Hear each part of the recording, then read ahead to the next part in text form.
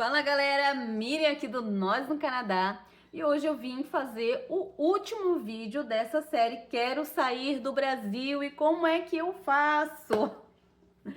Uma das perguntas que eu recebo bastante é quanto de dinheiro eu preciso. E gente, isso varia muito mesmo, de pessoa, de família, enfim, existem inúmeros fatores que você tem que considerar. Onde você vai morar, se você vai a estudo, se você vai a trabalho, se você vai como visitante, o que exatamente está dentro do seu planejamento, certo? Nós vemos muitas pessoas dizendo, vem que logo você acha um emprego, que tudo vai dar certo, e essa é a nossa esperança. A nossa esperança é que tudo dê certo, a nossa esperança é que realmente as pessoas que querem mudar de vida, que venham para cá ou que decidam ir para um outro país, que tenham realmente como permanecer. Porque a questão não é só você viajar, não é só você sair do seu país, a questão é você se manter e permanecer.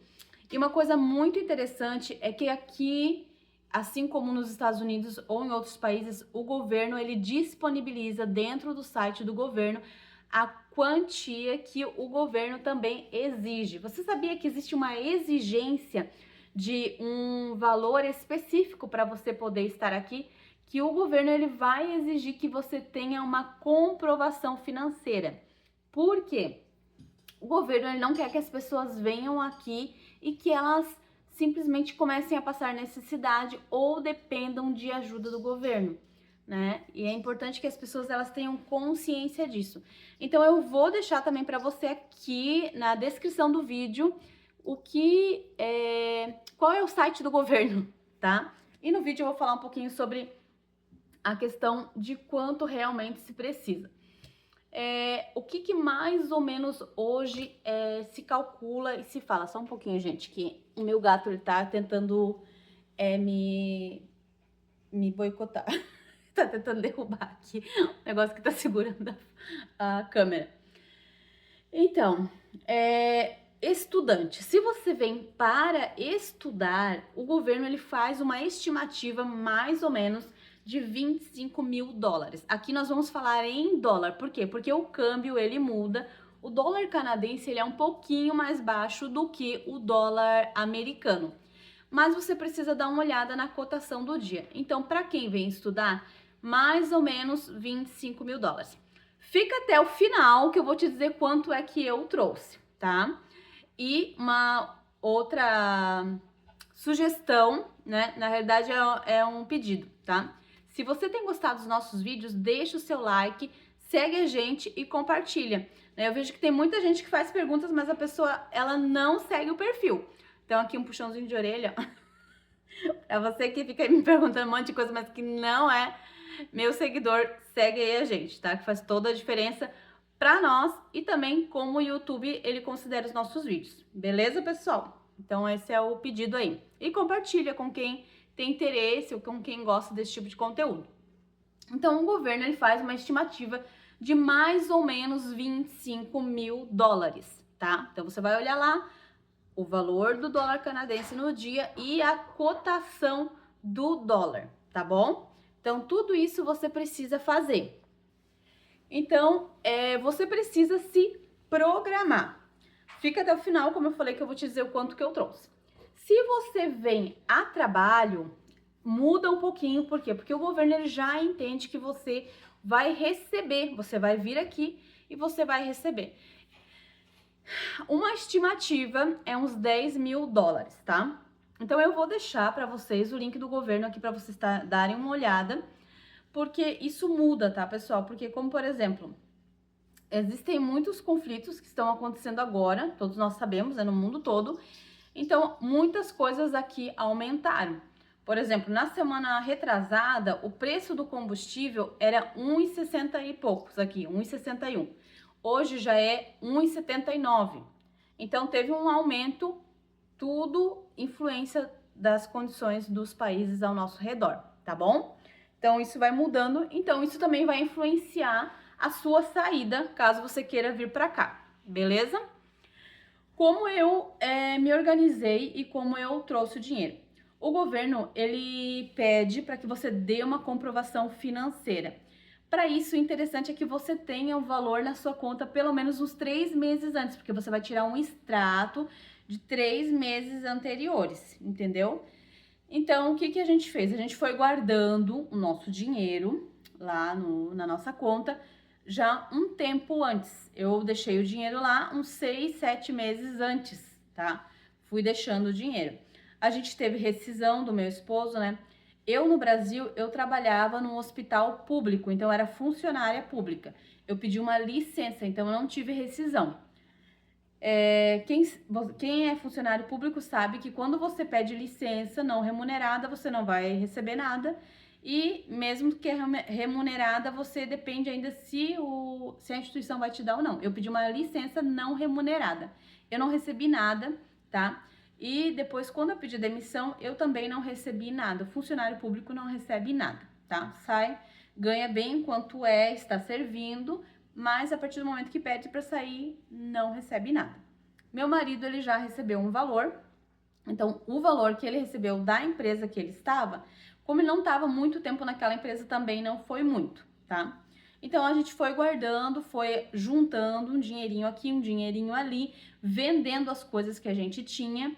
Então assim, ó, antes da gente vir aqui para o Canadá, um mês antes, mais ou menos, um mês e meio antes, mais ou menos isso, a gente teve um acidente. Uma árvore caiu em cima da nossa casa e destruiu o nosso carro. Então, o nosso carro que a gente esperava que ia ter um valor, foi muito triste para nós, porque a gente esperava que o nosso carro ele ia ter um valor bem maior. Ele acabou desvalorizando, porque daí ele já tinha um sinistro, né?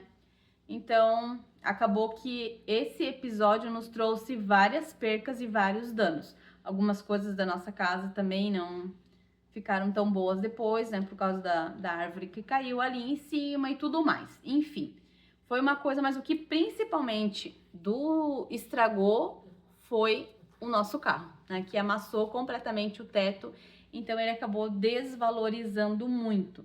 A gente pensava que ia pegar ali uns 15, 16 mil, a gente pegou ali malemar 10 mil por causa desse sinistro, tá? Então, juntando tudo que a gente conseguiu guardar, as coisinhas que a gente conseguiu vender, a gente acabou que doou muitas coisas, porque a partir do momento que a gente decidiu vir para o Canadá, a gente já começou também a guardar o nosso dinheiro, tá? Guardar o nosso dinheirinho. Então, a gente... Resumindo, né? Quanto que a gente trouxe? A gente trouxe para cá 40 mil reais. Isso foi o que a gente trouxe. E foi isso que nos ajudou a nos manter aqui nos primeiros meses. Porque o que aconteceu, né? Quando a gente foi alugar o apartamento, né? Eu já contei aqui nos stories toda a confusão que deu, tá? Se você não sabe ainda, dá uma voltada ali, que a gente teve um problema no início, quando a gente chegou aqui com o aluguel do apartamento. A pessoa, ela meio que queria passar um golpe na gente, tá? Então, a gente chegou com a previsão de um valor de aluguel e a gente teve que sair daquele lugar ali em uma semana e achar um outro lugar, tá? Então, a gente ficou ali mais ou menos, acho que deu 2 semanas, se eu não me engano, que a gente ficou naquele lugar e a gente teve que procurar um outro lugar. Quando a gente foi procurar esse outro lugar, ele era o dobro do valor que a gente tinha proposto de pagar, tá? Então, ainda bem que a gente tinha essa reserva, porque eles pediram 2 meses de aluguel adiantado, porque aqui eles acabam fazendo isso porque não pode, tá? Legalmente não pode, você até pode denunciar a pessoa e tudo mais, mas ela não vai te alugar o lugar, né? Porque o que acontece, né? Se você pensar, né?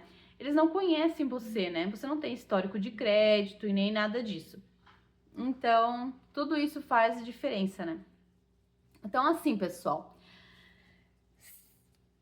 quanto mais preparado você tiver, menos perrengue você vai passar, certo?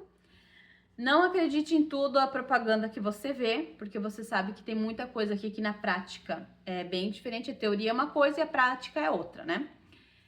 Quanto mais bem financeiramente organizado você estiver, menos perrengue você vai passar. E assim, gente, quando você chega aqui, eu falo por experiência própria, as coisas aqui em dólar, elas têm uma diferença, você tá gastando em real. Então, por mais que, por exemplo, nossa, isso aqui é super barato, mas você vai pagar sempre 3, 4 vezes mais. Olha lá, a Sara, ela tá... Dá um oi, Sara Pagarela! Oi, gente! Então, gente, você vai gastar 3 vezes mais, né? Então, nossa, um pote de Nutella é 10 dólares. É um pote de 1 quilo, por exemplo, né? Que sim, é 10 dólares, mas você vai estar pagando 40 porque vai ser sempre 3 a 4 vezes mais, entendeu? 40 reais, digamos, né? No começo. Então, acaba sendo um pouco caro e o nosso dinheiro convertido, ele se transforma em quase nada, tá? Então, assim... Venha o máximo preparado que você tiver. Pense que aqui você vai precisar de um carro. Tem gente que consegue se virar bem sem carro. Gente, eu não consegui, sabe? Eu queria conseguir. Eu no começo pensei assim, não, eu não vou comprar carro. A gente vai andar de ônibus, mas, gente, era de carro. Da onde eu morava pro meu trabalho, dava 20 minutos. De ônibus, eu levava 1h30. E, tipo... Lá perto do meu trabalho, o ponto de ônibus ele não é coberto. Tinha dias que eu ficava no frio, naquele vento, congelando, sabe? Ai, pra mim era horrível. Eu não consegui, gente. Eu queria ser mais forte, queria conseguir pra não precisar gastar esse dinheiro, pra não precisar ter esse investimento. Mas infelizmente, gente, eu não, não consegui, tá? E aqui, uma coisa que me falaram, gente, eu posso dizer de todo o coração que é mentira, tá? Quando eu cheguei aqui, uma pessoa me disse assim, ó, a pessoa que tava ajudando a gente, né, tudo, né, ela disse assim, não adianta você ir numa concessionária, tá, pra comprar um carro bom ou um carro que você gosta e tudo mais, porque eles não vão te vender, porque você não tem crédito, porque isso, porque aquilo, porque melhor é você ir numa garagem, tá? Só que assim, gente, isso não é verdade, tá? Se você tiver um dinheirinho de entrada... Ou até mesmo, às vezes, sem dinheirinho de entrada, eu não sei se consegue, mas eu sei que com dinheiro de entrada, você consegue sim ir numa concessionária e comprar um carro bem legal, um carro mais novo, que você vai conseguir pagando parcelado, tá bom? Como o carro não tem tantos juros aqui quanto no Brasil, você não vai pagar 2 carros como no Brasil, você consegue sim comprar um carro bem legal, confortável, que aquece, para você passar esse inverno, tá? Quando cheguei aqui, eu não tinha uma orientação boa, tá? E eu acabei comprando... O meu carro, ele é bom, não é ruim, nem nada assim, esse carro que a gente tem. Mas ele não é dos melhores, eu queria ter comprado um outro carro melhor, tá? Eu queria ter comprado um carro mais novo, mais confortável, que aquecesse melhor, ele demora muito para aquecer. Então, hoje eu já tenho um outro carro, né? Eu tenho um carro, o Ricardo tem outro. Mas eu queria já ter investido... Já logo no começo, em vez de investir nesse carro velho, ter investido num carro novo. Então, informação, orientação e não se... Como é que eu vou dizer? Não confiar 100% em tudo que te falam e pesquisar é importante, tá? Eu sei que às vezes a cabeça da gente tá a mil e a gente quer resolver logo aquilo que tá acontecendo, que foi o meu caso. Eu queria logo resolver aquilo, queria logo pegar o carro. Eu queria sair de tudo aquele tumulto de ficar 1h30 dentro do ônibus e às vezes descia no ponto errado, às vezes chegava atrasada. Era horrível, sabe? É bem constrangedor. E aqui, uma questão do horário. Gente, eu já tô falando 1000 coisas que não tem nada a ver com o valor, né? Mas quando você chega aqui, a questão do horário, de você chegar na hora, é muito, muito, muito importante. Então é isso aí, pessoal. Deixei pra vocês, né, como é que funciona essa questão e eu espero que dê tudo certo no plano de vocês. Se você tem dúvida, pode perguntar e segue a gente aí. Beijo no coração!